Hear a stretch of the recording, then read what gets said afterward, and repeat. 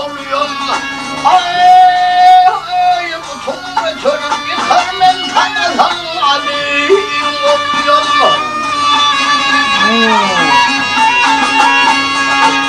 Ya durmuğun kafir yolumdur, ahmuriyetme öldüm çoğunlar. Böyle şaklı tutmayındır boyu, adı şehir hudan oğluyum. Tanrı'dan alayım oğluyum.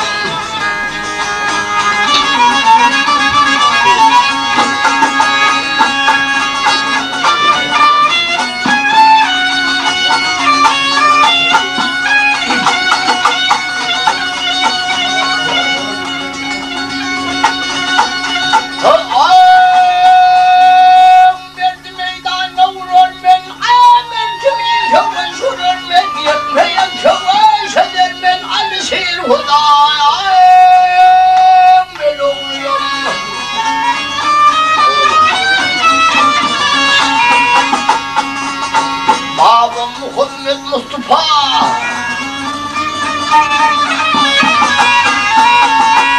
ya babam Muhammed Mustafa atamın fukari şiir huday